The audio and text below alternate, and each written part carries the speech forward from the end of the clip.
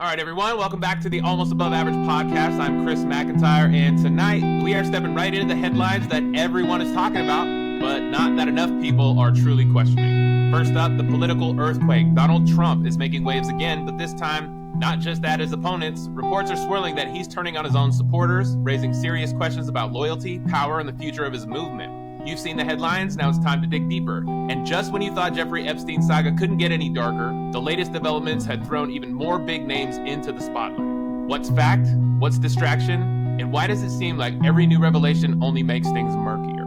We're tackling the betrayals, the scandals, and the truths behind the headlines. Nothing is safe and nothing is sanitized. Jonathan, I know you got a lot to say, so why don't you kick us off in today's head topic? I just want to start out with, I told you so. Just being honest. Just dropping it right on you. I told you, if you're not in the process of making him money or giving him power, you're a problem. And if you're keeping him from either of those two things, he's going to burn your ass. And this is the perfect example. I could not have made it better. You know, all his loyal supporters telling him he needs to do the thing he campaigned on, and then him telling you you're a bunch of idiots and blah, blah, negative word. Like, he's burning you in effigy. He's pushing you out. He's telling you what a loser you are because you're trying to hold him accountable to find out the truth, which is he's in that damn document. Like I told you, it's all over the news. It's all over the document. Like, you can go search for it. He is in there like crazy. And the reason he won't reveal it, he'll burn the world with a nuclear strike if he has to stop you from finding out he's a goddamn pedophile. MAGA, he does not care. He does not care. He's the pedophile here. Yeah. I mean, he doesn't care if you support him either. He's willing to cover it up that hard that he has said that he doesn't give a shit if you're supporting him anymore. I mean, if you just look at what he says, it contradicts the thing right before it. We're going to get Clinton and Biden and all those guys. We're going to get them. We're going to show the list and we're going to prove it out. And they don't even bother to edit it and fake it. They like a fake list. They're just like, yeah, there's no list. And then it's like, oh, well, I don't know if I'm on the list. Well, if there's no list, how do you know if you're not on a list? Well, there may be a list. It's like, well, wait, what is it? And then she says there's a list. And then she says there's not a list. Like, the reality is it's all distractionary squirrel crap with this. And it's all about trying to get you to overload instead of rationalizing that it's been 5 months or something. No. How many months? It's been some months, and they're just bullshitting after bullshit after bullshit, giving you another excuse, another escape, another delay tactic. He's not going to release them, and if he does, it's not going to be the originals. No, he already said.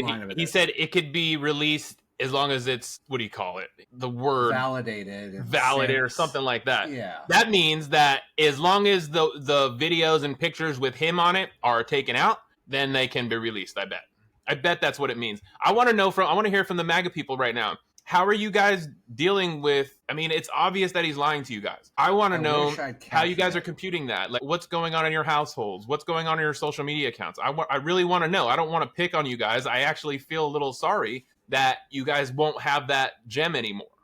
You know, I made a piece on the way over here when I was looking at what you just talked about, that Trump was one of the first people that I can remember when Epstein hung himself or passed away, that he started blaming someone else. I don't remember who came out with it first, but I remember Trump being one of the loud voices blaming the Clintons, and then everybody glommed onto the Clintons doing it. Right. And from what I've been hearing and what I've seen, Bill Clinton was on the Lolita Express. Mm-hmm. But the part that is missing is just because he may have been doesn't mean that Donald Trump wasn't. They were both on it, apparently, according to the documentation. Yeah. But if you go back, there's testimony, there's affidavit, there's just so much evidence that shows that not only was he involved, he may have been a partner to Epstein. They were business partners. They hosted parties together. Trump invited Epstein to events. He went on record numerous times just oozing love and affection on to Epstein and Giselle, whatever her name is. And he talked about how he likes him young, and he likes him young, and he's been pictured with these underage girls at these parties. There's affidavits talking about the stuff that he did at the island. There's videotapes that have been reviewed and confirmed that he was on the tape on the island doing stuff with, Yep, In that my author that mind, verified pictures my that he opinion took. is there's no question on God's green earth. There's no way to continue debating this in my mind. Right. Well, Short there was a of a nonpartisan author that went out there at Epstein's request to write a book about Epstein. I just saw him being interviewed on TV the other day, and he's like, no, I have seen, it was like 2 or 3 of the pictures, and he described them, what was in the pictures. And everything that he Epstein described. lawyer came out and said, I know who the clients are. I know exactly who they are. Dershowitz, yeah. Yeah, he knows everybody, but I don't get that. And let me be clear too, this isn't a Democratic or Republican thing. Like, if Bill Clinton was there, I hate him just as much as Donald Trump, as Dershowitz, as anybody that went over there and participated in the shenanigans that was going on there. I hold them all in the same group. Like, it doesn't matter. I don't hate Trump more because he did it than Bill Clinton. They're the same to me. Now, there was a really good point, and I want to point this out. The underage kids was only one facet of the whole thing. This guy was a paid intelligence asset for multiple people and dealt exclusively with blackmail and resource gathering and making deals strategically, turning people to be assets. There's a whole story out there about how he tried to get Stephen Hawking to work with him so that he could get, like, Stephen Hawking supposedly on the list of people that went to the island.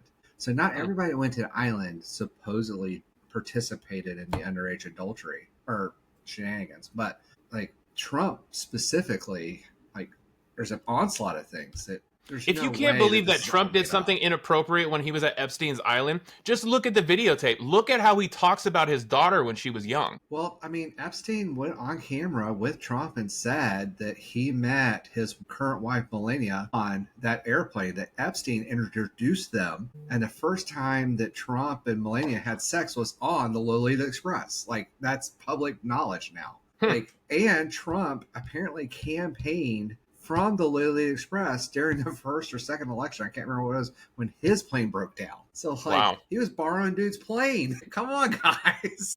Trump is the culprit. He knows this guy.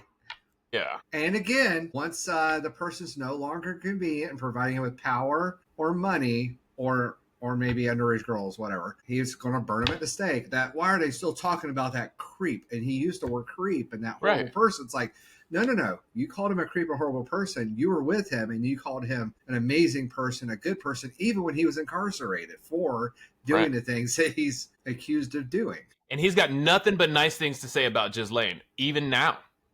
Oh, yeah. Like, I still wish her well. I still wish her well. She was the one that supposedly did all the recruitment of the underage girls for Epstein to do the blackmail. Like, come on, guys. This is not hard. Yeah. Trump is my opinion is Trump is a pedophile based on everything I can see and heard here. It's not complicated. I agree with that. He's not going to release the full list because his ass is on it. Yeah. We're never going to see that list. We're never going to see that list. Like, seriously, like, they didn't even make an attempt to fake this. They didn't even make an attempt. Like, well, here's the list, but then these names are redacted for security. It's like, no, they didn't even do that. It's like, no, you can tell exactly how this whole thing played out. It started with a lie. So one person had, I think it was Trump, was like, started pointing the finger at Bill Clinton. Then as soon as that lie started unraveling, then they have to create another one, then another one, then another one. Then soon you got Pam Bondi and Kash Patel up in there saying shit they don't even believe. And they don't even know. So let's look at it from the other side, too. So we know there is a list. Like, to me, like, we know there's a list. We know that they had it. We know the chain of custody for it. We know who's on it for the most part. We haven't had the government officially say it, but, I mean, enough stuff's come out. So let's, like, okay, fine, Trump's saying it, blah, blah, blah. And he's changing his statement and whether it does or doesn't. The truth of it, not depending on which day it is, trying to distract you from what's really happening. Anyway, but let's look at the other side too. Pamela Bondi and Patel both derelict their duty, broke their oaths, and lied to the American people repeatedly. And they're protecting pedophiles. Yeah, so there's got to be at least one on that list. The Republicans, for years, like since 2016, I want to say, or maybe a little bit after, they have been the ones calling, like, the Democratic elite, like they created this whole fictitious cabal of pedophiles. The whole time they've been calling the Democratic leadership that, and then all of a sudden it's coming out that no, they were just covering up their own pedophile ring, it seems like. Yeah, there's a rule I like to go with, and it's held pretty true. and I don't remember who pointed it out, but if the Republicans accuse the Democrats of anything, the Republicans are that thing or are doing that thing. Like, yeah, I hear that all the time. It's just so obvious now. Well, if it was so obvious, well, how come the MAGA people can't like see that? Critical thinking. What was it I saw today? I am lucky enough to witness the rise and the fall of critical thinking in this country. Just very short-lived. Very short, yeah. Well, we'll take what we can get here in America. But I want to go back to the original point. So he burnt Epstein. He may have gotten Epstein killed. He's destroying it all. He's protecting people that are pedophiles and probably worse. He got 2 heads of agencies, departments, secretaries to lie into the American people. And now he's condemning his own followers. He'll burn anything to escape retribution for his actions. Have you seen any of the reaction online? The reason he's yelling at MAGA isn't because you're stupid. It's because you're smart. You're smart enough to know he's bullshitting you, and you're starting to catch on. And I heard this quote earlier yesterday, I think it was. It's like, the frustration you guys feel, the MAGA feels about this, is how I have felt since like 2012. 2012? I was going to say 2016. That's how I felt. When he started talking about running for president, like when he really got started, that's how I felt about everything he said for really. I remember the escalator moment, and at the time, I didn't know too much about Donald Trump. So when it was getting announced, and I watched that whole scene live, I was like, "All right." Like, I thought the same thing that everybody else thought, or all the MAGA people still think. Probably like, he's a businessman. I think he'll be all right. I literally thought that. What is it? 11 bankrupt businesses and indictments on numerous fraud charges and tax evasions and lying on taxes and he stole 34 from his felonies. Own kids' charity and like. Yeah, the Donald Trump Foundation stole from their own charity. They got charged from stealing from their own charity. Not charged, convicted.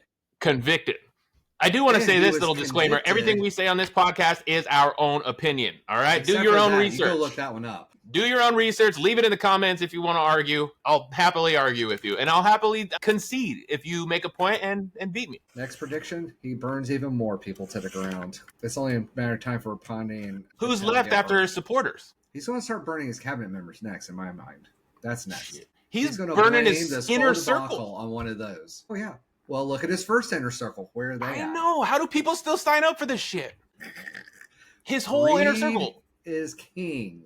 Yeah. Now they all got careers because they all wrote books and they all have podcasts about talking shit about how horrible and corrupt he was his first round. And no one's listening. It's like he's doing the same shit again, but worse. Rudy Giuliani doesn't have a career. No, he don't care. He's completely lost. He's taking jobs from anyone right now. Steve Bannon went to jail and got out. Steve Bannon went to jail for what? Oh, yeah, he went to... I forgot what it was. Something or another. He went to jail for something. Have you seen what Alex Jones is talking about?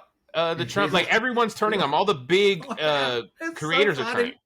It's hilarious. So funny. This is popcorn time.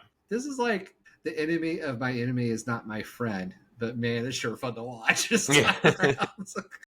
It is. I mean, God, it's so good. It would be fun if our country wasn't burning to the ground. Yeah, that's another podcast. Yeah. Anyway, I told you he's going to get worse. This is going to get significantly worse. And my biggest fear on this is he's going to do something absolutely horrible in order to distract the people paying attention even more than they already is trying. All right. Well, for those keeping an eye at home, that's the nuclear football. Yeah. Jonathan's 2 for 2 in predictions. I don't know why you're not subscribed to the Almost Above Average podcast. Subscribe on TikTok, subscribe on Facebook, subscribe on Instagram. Follow us everywhere. Anywhere you get your podcast, Almost Above Average. We're going to leave it there. And we'll be back for the next crazy shenanigan that comes up probably in the next few hours in this administration. There's always a topic. There's always content to make. So we're super happy about that. Anyway, stay almost above average, y'all. Peace. That's it for today's episode of Almost Above Average podcast. If you enjoyed the show, please make sure to hit that subscribe button so you never miss an episode. And if you've got something out of our conversation, do us a favor and share this with a friend who needs to hear it. Don't forget to follow the McMedia Network on Facebook, Instagram, TikTok, YouTube, and LinkedIn for more updates, exclusive content, and